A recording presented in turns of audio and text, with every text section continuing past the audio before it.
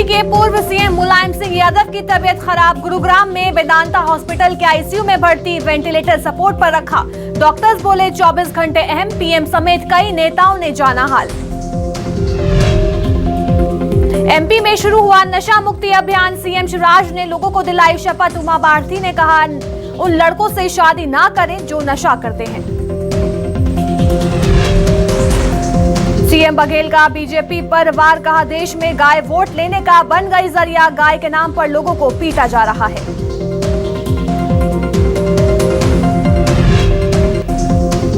इंदौर उज्जैन के बाद भोपाल में गरबा पंडाल में पकड़े गए मुस्लिम युवक। आईडी कार्ड देखकर आयोजकों ने दोनों को वापस भेजा। आगर मालवा में भी डांस को लेकर हुआ विवाद।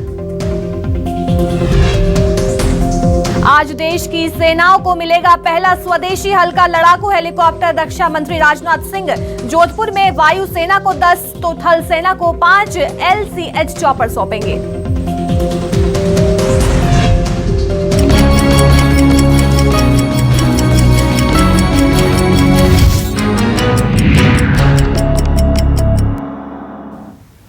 नमस्कार, मैं लिशा और आप देख रहे हैं न्यूज 24 मध्य प्रदेश छत्तीसगढ़। तो चलिए बुलेटिन की शुरुआत करेंगे बड़ी खबर के साथ। खबर भोपाल से है, जहां गरबा पंडाल में 2 मुस्लिम युवक पकड़े गए हैं। इंदौर उज्जैन के बाद भोपाल में भी ये मामला सामने आया है। तो गरबा उत्सव के आयोजकों ने दोनों को वापस लौटा दिया है। तो ईट खेड़ी थाना क्षेत्र का ये पूरा मामला बताया जा रहा है, जहां गरबा पंडाल में 2 मुस्लिम युवकों को पकड़ा गया है। हालांकि पकड़ने के बाद उन्हें वापस लौटा दिया गया। इंदौर उज्जैन के बाद अब भोपाल में भी इस तरह का मामला सामने आया। तो वहीं ईट खेड़ी थाना क्षेत्र का ये पूरा मामला बताया जा रहा है।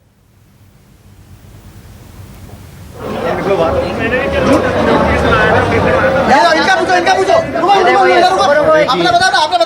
अपना आधार कार्ड दिखाओ, आधार कार्ड दिखाओ, वीडियो बना। देखो आदिल खान, ये आदिल खान क्या दुर्बदल की यहाँ पर गरबे में क्या दुर्बदल की? गरबे में आने से क्या धर्म नहीं होता क्या? गरबे में क्या कर रहा है? गरबे में क्या लेने देना है? क्या गरबा खेल रहा है? भारत माता क्या कर क्या रहा है यहाँ पर? माता की क्या कर रहा है? क्या हो रहा है यहाँ पे? एक एजेंडे का लोग जिहाद कर रहे आते हैं लोग यहाँ पर। ये लो अपना। तो इंदौर उज्जैन के बाद भोपाल में भी इस तरह का मामला जो है वो सामने आया है। देखिए तस्वीरें किस तरह से मुस्लिम युवक पंडाल में मिले और उन्हें वापस लौटा दिया गया है। तो ईट खेड़ी का ये पूरा मामला बताया जा रहा है। गरबा उत्सव के आयोजकों ने सभी युवकों को बाहर भेजा। तो इंदौर उज्जैन के बाद अब भोपाल में भी इस तरह का मामला सामने आया। खबर भोपाल से है, जहां पौष इलाके में सांप जो है वो घूम रहे हैं। रविंद्र भवन में 10 फीट लंबा सांप निकला। तो सांप को पकड़ने के लिए सपेरा बुलाया गया। तो सांप को देखने के लिए भीड़ भी उमड़ी। तो देखिए तस्वीरें किस तरह से भोपाल के पौष इलाके में ये सांप मिला है और सांप को पकड़ने के लिए सपेरे को बुलाया गया। तो ये 10 फीट लंबा सांप बताया जा रहा है और इस सांप को देखने के लिए लोगों का जनसैलाब भी वहां दिखाई दिया।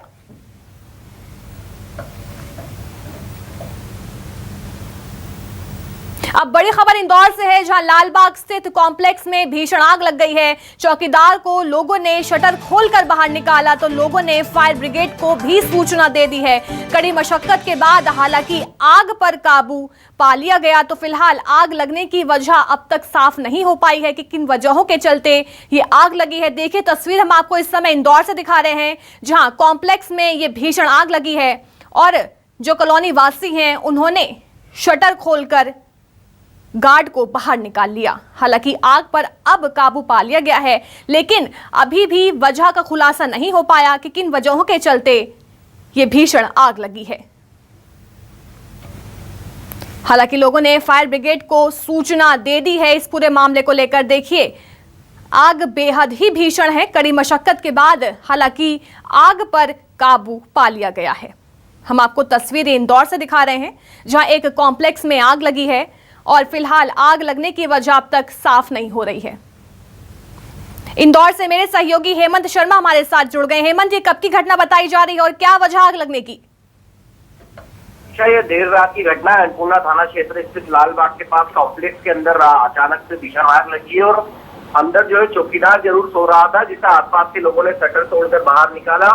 फिलहाल कोई जनहानि नहीं हुई है, लेकिन जो आग है उसका लगने का कारण जो है वो यहाँ पर पता लगाने के लिए अब फायर ब्रिगेड की टीम जुटी हुई है। बहुत बहुत शुक्रिया हेमंत, हमें तमाम जानकारी देने के लिए। खबर इटारसी से है, जहां ट्रक में भीषण आग लग गई है। NH69 4 लेन पर ट्रक में भीषण आग लगी और ट्रक का कैबिन जलकर पूरी तरह से खाक हो गया। तो ट्रक चालक ने हालांकि कूदकर और समय रहते अपनी जान बचा ली। तो बुदनी से इटारसी की ओर खाली ट्रक जा रहा था, ये तभी हादसे का शिकार हो गया। देखिए तस्वीर हम आपको दिखा रहे हैं इस समय इटारसी से, जहां ट्रक में ये भीषण आग लगी है। हालांकि ट्रक जो है पूरी तरह से खाली था और समय रहते ट्रक चालक ने अपनी जान बचा ली, लेकिन जो ट्रक का कैबिन है वो पूरी तरह से जलकर राख हो गया। तो तस्वीरों से अंदाजा लगाया जा सकता है कि आग बेहद ही भीषण थी, क्योंकि जो ट्रक का कैबिन है पूरी तरह से जलकर खाक हो गया। हालांकि जो ट्रक चालक है उसने समय रहते अपनी जान बचा ली। तो NH69 4 लेन पर ट्रक में ये आग लगी थी। देखिए तस्वीरें कि आग कितनी भीषण है, कि किस तरह से जो लपटें हैं वो ऊंची ऊंची नजर आ रही हैं।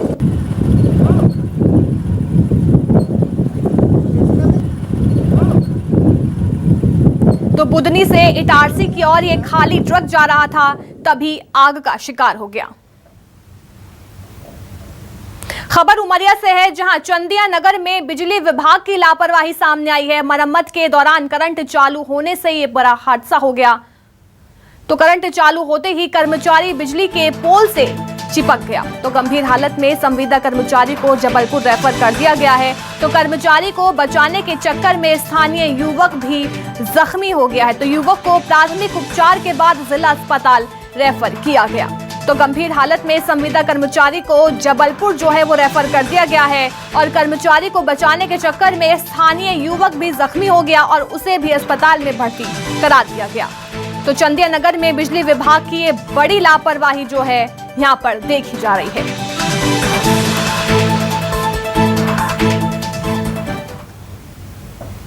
खबर ग्वालियर से है, जहां भाजयुमो नेता की पार्टी में गोली चल गई। जश्न के दौरान ये गोली चलने से 2 लोग जख्मी हो गए। तो एक युवक की हालत जो है वो गंभीर बताई जा रही है, जिसे निजी अस्पताल में भर्ती करा दिया गया है। तो जख्मी युवक भी जश्न में शामिल थे, जिन्हें गोली लगी। तो विधानसभा प्रभारी बनाए जाने और जन्मदिन पर हो रही थी पार्टी और डांस के दौरान गन लोड करते समय अचानक ये गोली चल गई और इस पूरे हादसे में 2 लोग घायल हो गए हैं। हालांकि घायलों को अस्पताल में भर्ती करा दिया गया है, जहां उनका इलाज जारी है। तो लगातार मामले की जांच में जो है पुलिस इस समय जुटी हुई है।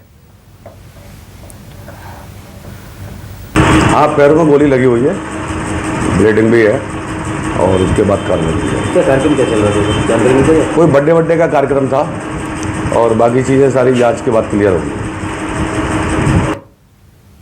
खबर ग्वालियर से है, जहां ह्यूमन ट्रैफिकिंग की शिकायत पर रेड की गई है। क्राइम ब्रांच ने ये बड़ी कार्रवाई की है। तो बदनापुरा गांव के क्राइम ब्रांच ने ये बड़ी रेड मारी है। तो 10 से 15 साल की 3 लड़कियां भी बरामद की गई हैं। तो नाबालिग की खरीद फरोख्त हो रही थी, जिसके बाद क्राइम ब्रांच ने बड़ी कार्रवाई कर रेड मारी है। तो क्राइम ब्रांच ने एक युवक भी हिरासत में ले लिया है। तो ग्वालियर से इस समय ये बड़ी खबर, जहां क्राइम ब्रांच ने दबिश दी और इस बड़ी कार्रवाई को अंजाम दिया है। ह्यूमन ट्रैफिकिंग की शिकायत पर इस कार्रवाई को अंजाम दिया गया। हालांकि क्राइम ब्रांच ने एक युवक को भी हिरासत में ले लिया है।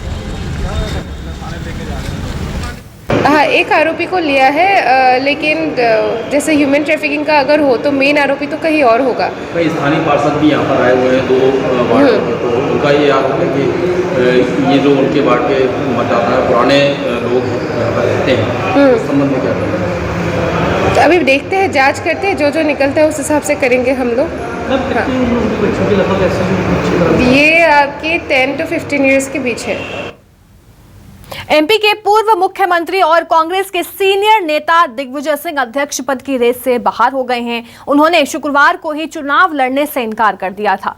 इसके बाद अब उन्होंने रहीम दास का एक दोहा ट्वीट किया है। दिग्विजय सिंह ने ट्वीट कर लिखा, चाह गई चिंता मिटी, मनुआ बेपरवाह, जाके कुछ नहीं चाहिए वे शासन के शाह। इस दोहे का अर्थ होता है जिन्हें कुछ नहीं चाहिए वो राजाओं के राजा हैं, क्योंकि उन्हें ना तो किसी चीज की चाह है और ना ही चिंता, और मन तो बिल्कुल बेपरवाह है।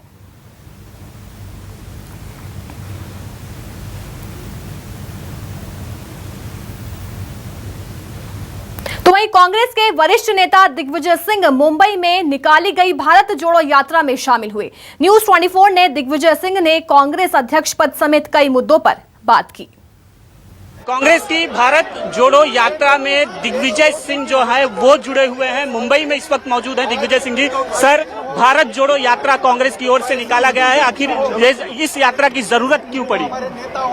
इस देश में जिस प्रकार से भारतीय जनता पार्टी, MIM, ये दोनों मिलकर देश में अशांति फैला रहे हैं, नफरत फैला रहे हैं और इस लोकतंत्र को समाप्त करने का षड्यंत्र रचा जा रहा है। चुनी हुई सरकारों को खरीदकर तोड़ा गिराया जा रहा है। मैं आभारी हूं हमारे शिवसेना के पूर्व मुख्यमंत्री उद्धव ठाकरे जी का। हम आभारी हैं शरद पवार साहब के, हम आभारी हैं अब्दुल आजमी साहब के, समाजवादी पार्टी के, CPI के, RPI के, समाजवादी पार्टी के, कांग्रेस पार्टी के, मुंबई प्रदेश कांग्रेस कमेटी के अध्यक्ष जी के, उनके सभी साथियों के, महाराष्ट्र के कांग्रेस जनों के। उन्होंने मिलकर आज इतिहास रचा है। मुंबई शहर में इतिहास रचा जा रहा है, जब तोड़ने वाली ताकतें अलग हो गई और जोड़ने वाली ताकतें एक हो गई। भाजपा का कहना है कि कांग्रेस को सबसे पहले अपने पार्टी को जोड़ना चाहिए, भारत जोड़ने की बात नहीं करनी चाहिए। ऐसा हमारी पार्टी में जो रिजेक्टेड माल है वहां जा रहा है। रिजेक्टेड माल को ले जाएं। हमारे यहाँ फौज देख रहे हैं आप, नौजवानों की फौज हमारे साथ है। कांग्रेस अध्यक्ष पद के चुनाव की लेकर बात कर ले तो मल्लिकार्जुन खड़गे और शशि थरूर जी मैदान में है। दिग्विजय सिंह ने भी पर्चा लिया था, लेकिन ऐसी क्या वजह रही कि अंत समय में उन्होंने पर्चा दाखिल नहीं किया? मल्लिकार्जुन खड़गे हमारे सबसे वरिष्ठ नेता हैं। जब उन्होंने इच्छा जाहिर की तो स्वाभाविक है हमने उनको समर्थन दे दिया। वे एक कर्मठ, ईमानदार और दलित समाज के राष्ट्रीय नेता हैं और वे इस देश के बाबा साहब अम्बेडकर, महात्मा गांधी, पंडित जवाहरलाल नेहरू ने जो इस देश की कल्पना की थी उसके प्रतीक है। इसलिए हमने उनका समर्थन दिया है। दिग्विजय सिंह के हिसाब से अगला कांग्रेस पार्टी का अध्यक्ष कौन होगा? हमारा समर्थन खड़गे जी को, हमारी मित्रता है हमारे शशि थरूर साहब से, लेकिन आज आवश्यकता है अनुभव की, आज आवश्यकता है परिपक्वता की, आज आवश्यकता है अनुभवी कांग्रेस के नेता की। इसलिए शशि थरूर साहब हमारे अच्छे नेता हैं, लेकिन हमारा समर्थन खड़गे जी को है। ऐसा नहीं लगता कि आने जैसे चुनाव की तारीख नजदीक आएगी वैसे वैसे शशि थरूर जो है अपना पर्चा नॉमिनेशन वापस ले लें और चुनाव जो है निर्विरोध हो? ये सब अधिकार उनका है, ये सब अधिकार उनका है। मैं इस बात को कह सकता हूं कि कांग्रेस पार्टी ने निष्पक्षता से चुनाव कराया है और कोई दबाव नहीं है।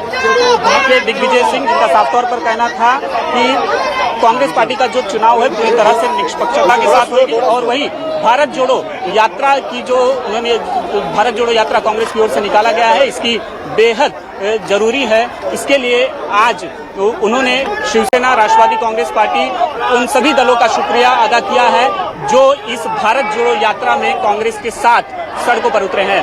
कैमरामैन संजय के साथ राहुल पांडे, न्यूज 24 मुंबई। MP में नशा मुक्ति अभियान की शुरुआत हो गई है। सीएम शिवराज सिंह चौहान ने अभियान का आगाज किया और इस दौरान पूर्व सीएम उमा भारती भी मौजूद रहीं और इस दौरान सीएम शिवराज सिंह चौहान को लोगों को शपथ भी दिलाई और कहा कि पति रात में नशा करके आते हैं और पत्नियों को पीटते हैं। इस दौरान पूर्व सीएम उमा भारती ने कहा कि मैं लड़कियों से अपील करूंगी कि उन लड़कों से शादी ना करें जो नशा करते हैं। लोग हंसते देखते चले जाते हैं और कई बार इसी में छेड़छाड़ की घटनाएं होती है, अपराध की घटनाएं होती है। दीदी ने यह बात सही कही, मध्य प्रदेश में हमने तय किया कि अगर बेटिया के साथ कोई दुराचार करेगा तो सीधे फांसी के फंदे पे लटका दिया जाएगा। अवैध नशे के, ड्रग्स के, दूसरे और नशे के जो कारोबारी है, जो अवैध काम करते हैं, अब हुक्का लाउंज जैसी चीज मध्य प्रदेश की धरती पर नहीं चलेगी। जरूरत पड़ेगी तो बुलडोजर चला दिए जाएंगे, नहीं छोड़ेंगे हम। मध्य प्रदेश में हमने तय किया कि अगर बेटिया के साथ कोई दुराचार करेगा तो सीधे फांसी के फंदे पे लटका दिया जाएगा। ये कानून सबसे पहले मध्य प्रदेश की धरती पर बना और 76 लोगों को सजाए हुई है। लेकिन बावजूद इसके जब वो पी लेता है, नशा कर लेता है, तो उसका नियंत्रण अपने आप पर रहता ही नहीं है और उसी में फिर ऐसी हरकतें होती है और इसलिए सरकार सख्ती भी करेगी। जो महिलाएं यहाँ हैं, मैं आज उनसे अपील करूंगी, जो लड़कियां खास करके यहाँ आई हुई हैं, उनको मैं अपील करूंगी, चाहे कुछ भी हो जाए, जिंदगी भर कुंवारी रहिए, लेकिन उस लड़के से शादी मत करना जो नशा करता हो या शराब पीता हो। मना कर देना, कुंवारे रह जाएंगे, लेकिन नशेड़ी और शराबी से शादी नहीं करेंगे। खबर बुरहानपुर से है, जहां मध्य प्रदेश अधिकारी कर्मचारी संयुक्त मोर्चा ने अपनी लंबित मांगों को लेकर तहसील परिसर के सामने धरना प्रदर्शन किया और इस दौरान सड़कों पर पैदल मार्च निकालकर नारेबाजी भी की गई। तो विरोध प्रदर्शन के दौरान अधिकारी कर्मचारियों ने अपनी मांगों को लेकर भूख हड़ताल भी की है।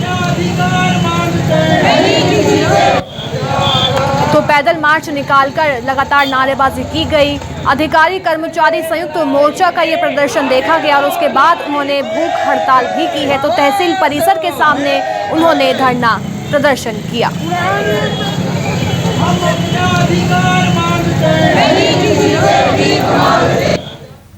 खबर देपालपुर से है, जहां प्राचीन देवी माता मंदिर में बंगाल का प्रसिद्ध कुमकुम पूजन और गरबा धूमधाम से मनाया गया। तो वेद पाठी ब्राह्मणों के सानिध्य में वैदिक मंत्रोच्चार के साथ कुमकुम पूजन किया गया और पूजन के बाद एक दूसरे को कुमकुम और हल्दी लगाकर पूजन की रस्म अदा की गई। ये पूजन विशेषकर बंगाल में देवी साधक करते हैं और घर परिवार में सुख समृद्धि और पति की दीर्घायु के लिए कुमकुम पूजन किया जाता है।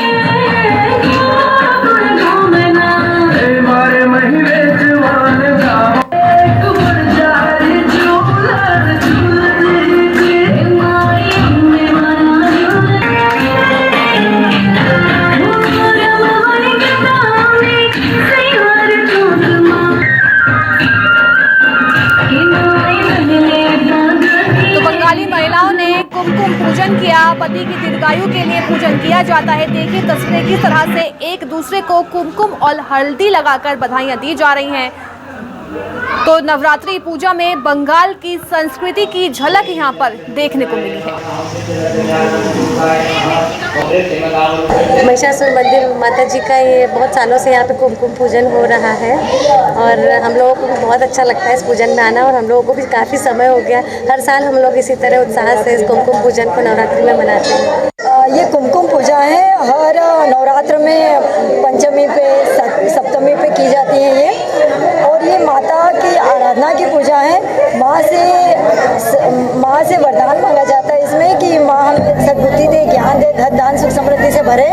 बंगाली क्षेत्र में जो कुमकुम हल्दी का होता है, त्यौहार होता है, जो अष्टमहालक्ष्मी पर्वों पे बना देता है, उसी प्रकार से यहाँ पर अपने भारत इधर पश्चिम क्षेत्र में अगर देखें भारत में, तो यहाँ पर कुमकुम माता जी को चढ़ाकर, अक्षत चढ़ाकर जैसे नवरात्रि के पर्वों पे पंचमी पर या सप्तमी पर या नवरात्रि के किसी भी दिनों में ललिता सहस्त्र नाम से अर्चन करना बहुत महत्वपूर्ण होता है।